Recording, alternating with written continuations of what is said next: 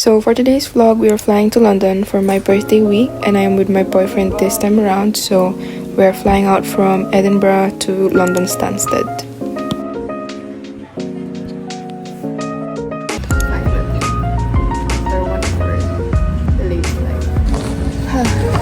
So mga alas 2 alas 3 tayo makakating.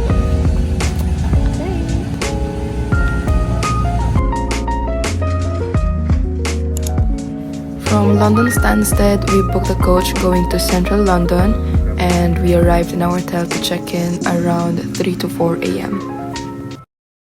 Good morning, this is officially our day 1 here in London. This is my first time in London with him and we're going to Portobello to market kasi meron akong hinahanap na digicam, parang second hand, ganun.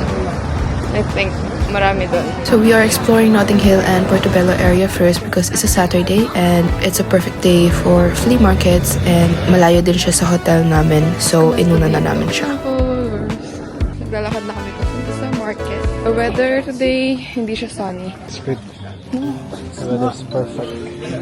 Blue sky. That's not even blue. Blue yun, oh. Hey, konti lang yung pagka-blue. Blue sky with no sunlight. Perfect. Anyway, hindi na ako nakapag-update kagabi. So, nakadating kami sa hotel ng 3 a.m. Nadelay yung flight namin ng 1 oras ata. Tapos nag-bus pa kami from Stansted. I mean, coach. Yeah. Nag-coach kami. Tapos 1 oras din yun. So, naglakad pa kami.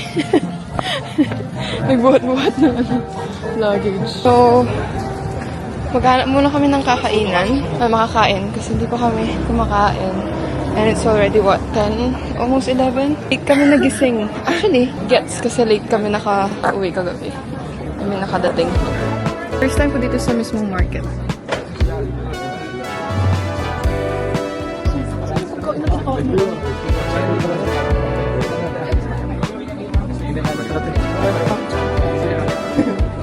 Bakit ka dito alis?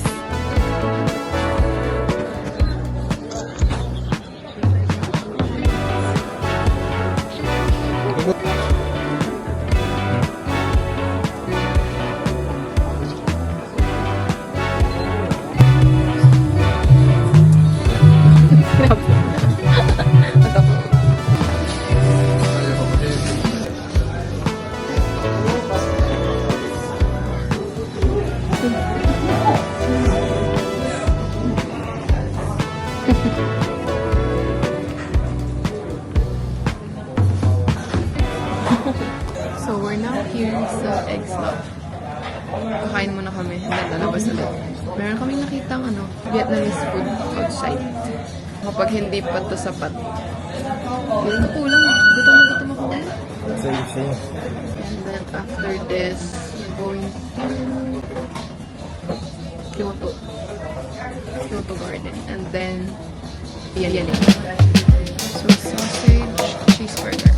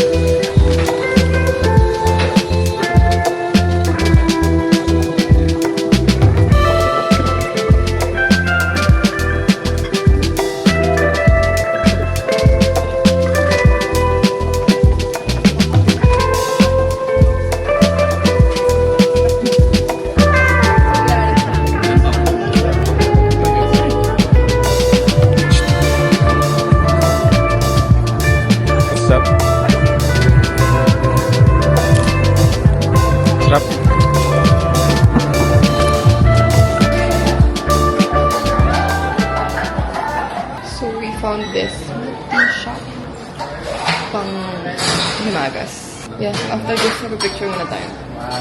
Wala pang picture. If you're coming here in Portobello and Notting Hill area, I would say it is really worth checking. There are so many great shops and great market and good food as well.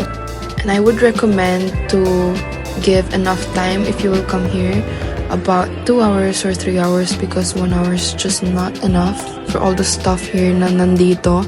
And in this particular area, we found a Filipino food and we bought the pares, but it was a different pares. Hindi siya yung usual na pares, but it was so good. And also, I was not able to find a worth buying digital camera just because everything was so expensive and hindi ko ma-justify yung mga prices. So, we're now going to Holland Park. Nagbus po kami papunta dito. Galing kami ng Portobello area. And meron kaming nahanap na Filipino food. Yeah. Baka kakainin namin dito. So, kakainin na namin dito. And then, later after namin dito, we're going to V&A. We're here. There. Nalubat na yung... No, hindi siya lubat. Naubusan lang ako ng storage. So, na.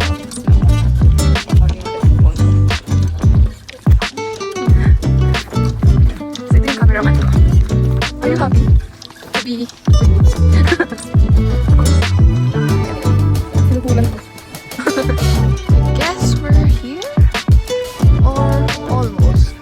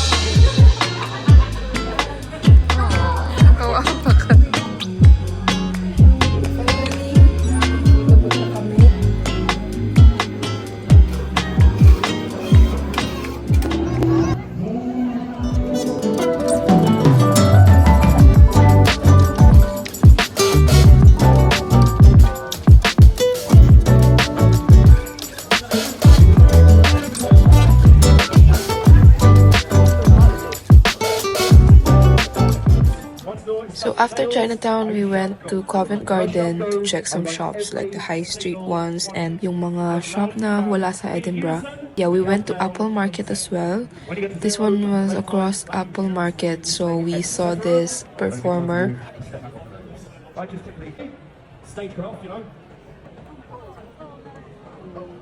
Okay, go! 10, 9, 8, 7, 6, everyone!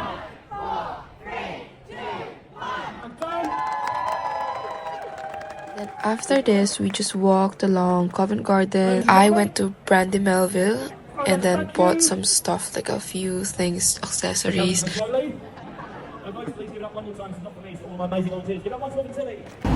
So, we're now going home.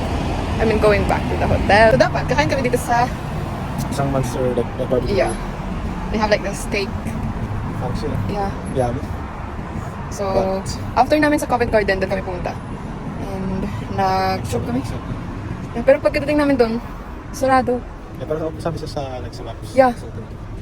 So, yeah, nagsayang lang kami ng ilang oras. Ngayon, balik na tayo. Yeah, and then another 30 minutes. So, ang plan na lang namin is mag-deliver kami sa hotel ng food. Kasi pagod na rin ako. Ang sakit na ng paa ko. And lobat na rin ako. And ikaw din. So in short, we just had to go back to our hotel because we wasted about 30 minutes to an hour like traveling to this restaurant, to this food place. Na close naman pala. So yeah, we just had to go back and get some delivery food and call it a day.